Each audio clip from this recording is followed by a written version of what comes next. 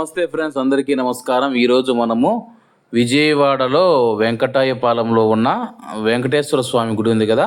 వెంకటేశ్వర స్వామి మనకు తిరుమలలో దేవుడు ఎలాగున్నాడో చూడండి. అక్కడ మొత్తం చూడండి, తిరుమల తిరుపతి దేవస్థానాలు శ్రీ వెంకటేశ్వర స్వామి ఆలయం అని చెప్పేసి లోపలికైతే వెళుతూ ఉన్నాము. క్యూ లైన్ అయితే ఉందన్నమాట. శనివారం కావడంతో జనాభా కూడా ఎక్కువ వచ్చారన్నమాట. అలాగే ఎవరైనా విజయవాడకు వెళ్ళినప్పుడు అమ్మవారిని దర్శించుకుంటే వెంకటాయపాలెంలో ఉన్న వెంకటేశ్వర స్వామి ఆలయాన్ని కూడా దర్శించుకోండి. నిజంగా అయితే ఆ దేవుణ్ణి నేను చూసి బయటకు వచ్చిన తర్వాత నాకైతే తిరుమలలో దేవుడు ఎలా ఉన్నాడో ఇక్కడ కూడా అలాగే ఉన్నాడన్న ఫీలింగ్ అయితే నాకు కలిగింది. చూపించేదానికి కుదరదనమాట. కానీ ఆలయం లోపల చుట్టూ చూడండి ఎలా ఉందో. ఇప్పుడిప్పుడే గుడిని ఇంకా నిర్మిస్తూ ఉన్నారన్నమాట. పూర్తి స్థాయిలో అయితే ఇంకా పనులు అయిపోయి వచ్చాయి, కానీ ఇంకా కొన్ని పనులు అయితే జరుగుతూ ఉన్నాయి. పెయింటింగ్ వర్క్స్ అవన్నీ అయితే ఇంకా పెండింగ్లో ఉన్నాయన్నమాట. ఏది ఏమైనా ఆ వెంకటేశ్వర స్వామి ఆశీస్సులు మీపైన, మీ యొక్క కుటుంబ సభ్యులపైన ఉండాలని మనస్ఫూర్తిగా అయితే కోరుకుంటూ ఉన్నాను.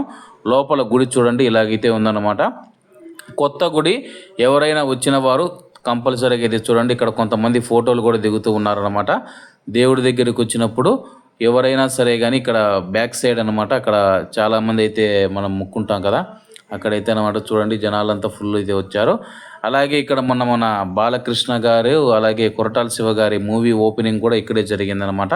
అంతకు ముందే తీసిన వీడియో అన్నమాట ఇది.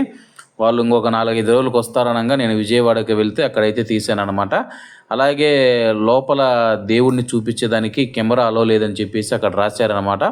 లోపల వీడియో నాట్ అలౌడ్ అని చెప్పేసి.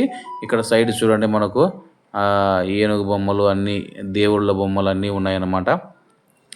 జనాలు అయితే విపరీతంగా వచ్చారు.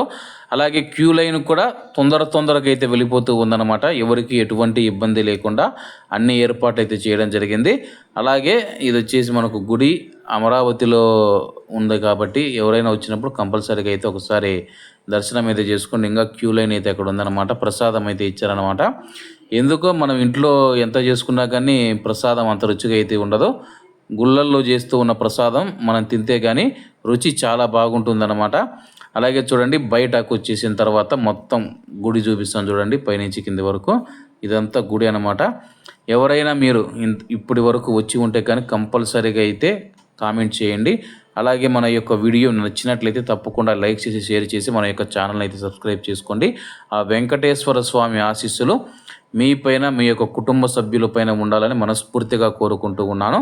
చూడండి గుడి ప్రధాన ద్వారం అన్నమాట. ఇట్లా లోపలికి వెళ్ళి బయటకు వచ్చేస్తాము. ఇక్కడ మళ్ళీ వచ్చేసి కోనేరు కూడా కడుతూ ఉన్నారు, చూపిస్తా చూడండి. లెఫ్ట్ సైడ్ వచ్చేస్తే ఇక్కడంతా కోనేరు, అది చూడండి కోనేరు అంతా తీసున్నారు కదా, అక్కడైతే కోనేరు కడుతూ ఉన్నారు. ఇంకా మరిన్ని గుళ్ళు, మరిన్ని దేవతామూర్తులు ఎవరైతే ఉన్నారో వాళ్ళ యొక్క గుళ్ళు కూడా ఇక్కడైతే కడతారని చెప్పేసి.